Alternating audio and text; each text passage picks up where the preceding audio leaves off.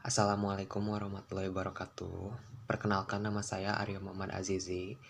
Di sini saya ingin memaparkan video tutorial bagaimana cara membuat program kalkulator sederhana dalam bahasa Java. Video ini dibuat untuk persyaratan tugas dari Bapak Agus Septima Ridwan selaku dosen bahasa Indonesia saya. Berikut ini adalah video tutorialnya. Oke, di sini saya akan menjelaskan dulu anatomi dari program atau source code yang saya bikin ya di sini. Nah, sebenarnya saya tuh udah membuat codingannya. Nanti saya tinggal menjelaskan mekanismenya bagaimana sih ini logikanya tuh eh, apa namanya? Kode-kode ini tuh bisa berjalan itu gimana gitu loh. Nah, di sini saya menginisialisasi dulu variabel-variabel yang sekiranya dibutuhkan, yaitu adalah scanner user input. Di sini tuh nanti fungsinya buat si user itu bisa menginput datanya gitu loh. Kayak misalkan ini kan kalkulator ya.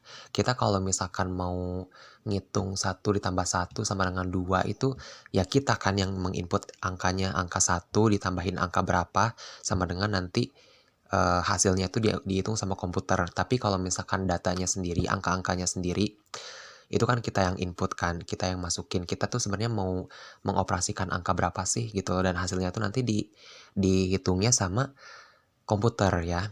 Oke.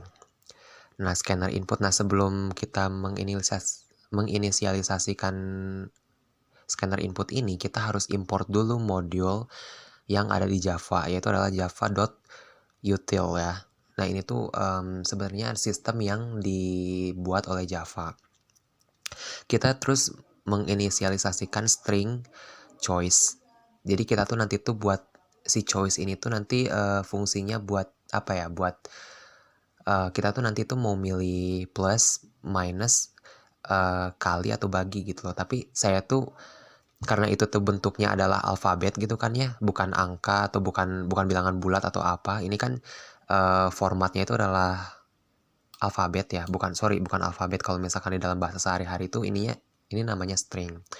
Nah, tulisan-tulisan ini nih yang saya buat program kalkulator sederhana itu namanya string. Jadi kata-kata atau huruf itu masuk ke dalam string ya.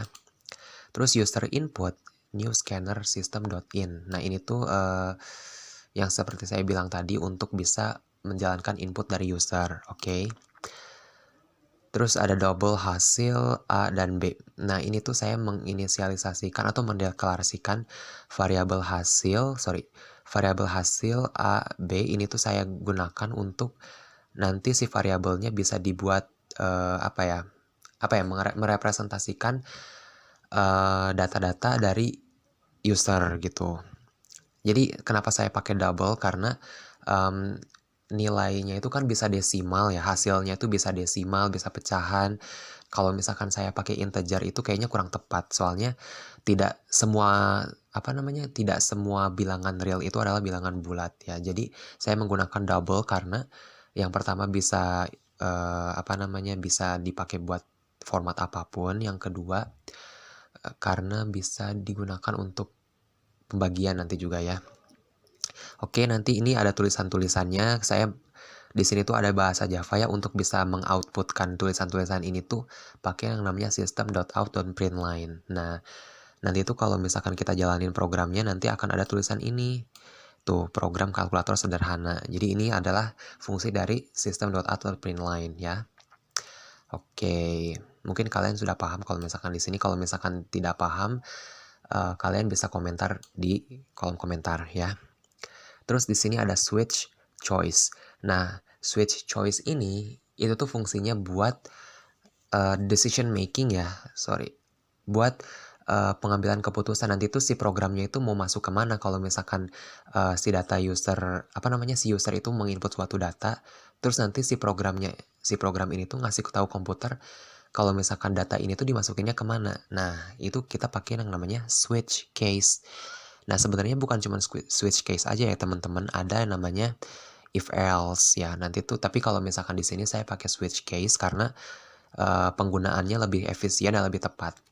Nah, nanti kalau misalkan bedanya switch case sama if else nanti saya jelasin, karena Nanti saya jelasin di video yang lain kali ya, karena untuk video kali ini saya cuman membahas tentang kalkulator sederhana. So, ya ini kalau misalkan teman-teman mau ngelihat source code-nya, saya udah upload ini di GitHub.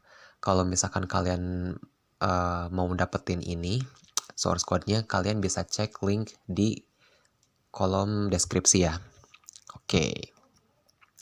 Nah, di sini logiknya kalau misalkan si user itu menginput plus di sini, maka nanti si komputer itu akan menjalankan operasi pertambahan gitu loh. Nah, seperti yang saya bilang tadi ya, di si variabel A dan B ini tuh fungsinya buat merepresentasikan input dari user gitu loh. Nah, nanti tuh input dari user itu diolahnya di sini. Nah, nanti tuh kan si user juga kan menginput yang namanya operasi aritmatikanya kan, apakah plus, minus, atau kali.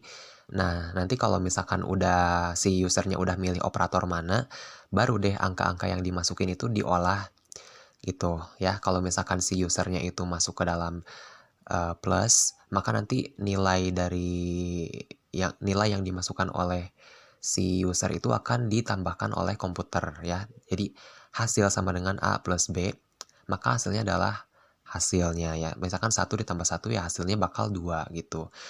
Nah, sama aja kayak misalkan pengurangan, perkalian, dan pembagian. Nah, di sini di pembagian itu ada if else ya, tadi yang saya jelasin tadi selewat. Jadi gini, kita kan nggak bisa ya membagi angka apapun dengan 0.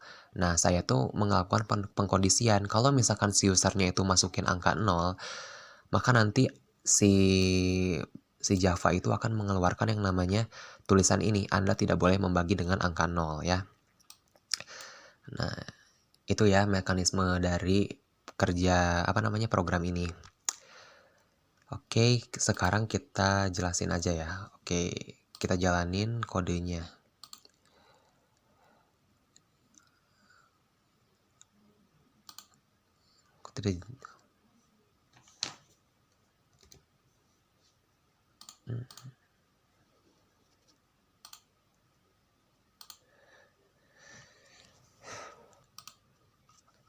Oke, kita langsung ke tesnya ya. Jadi kita tuh sudah menjelaskan tadi alur dari kodenya. Sekarang kita tes dari input user ya. Silahkan pilih operator mana yang Anda ingin kerjakan. Misalkan saya input plus ya, karena saya mau pertambahan. Jadi angka pertamanya 10, angka keduanya adalah 2. Berarti kalau misalkan ini tuh hasilnya adalah 12 ya. Nah, 12. Jadi ketika si usernya itu memilih plus, berarti si user itu mau menjalankan operator pertambahan gitu loh. Jadi ketika sudah si user itu sudah memilih operator mana yang ingin dijalankan, si kodenya meminta untuk user menginput angka berapa saja yang ingin dioperasikan, seperti halnya kalkulator biasa lah ya. Nah, saya menginput 10 dan angka 2, hasilnya kalau misalkan di komputer itu dihitungnya 10 tambah 2, hasilnya adalah 12 ya. Dan begitupun perkalian, pengurangan, dan pembagian, dan lain sebagainya ya. Ini nanti kalian bisa cek sendiri di GitHub, silahkan kalian download di kolom deskripsi ya. Oke. Sekian video dari saya. Apabila kalian suka sama video ini, silahkan like. Tapi kalau misalkan kalian gak suka pun gak apa-apa, bisa di dislike. Mungkin juga kalian bisa komentar di bawah konten seperti apa lagi yang bisa saya buat gitu. Atau konten seperti apa yang kalian pengen saya buat, oke? Nah, sekian dari saya. Wassalamualaikum warahmatullahi wabarakatuh.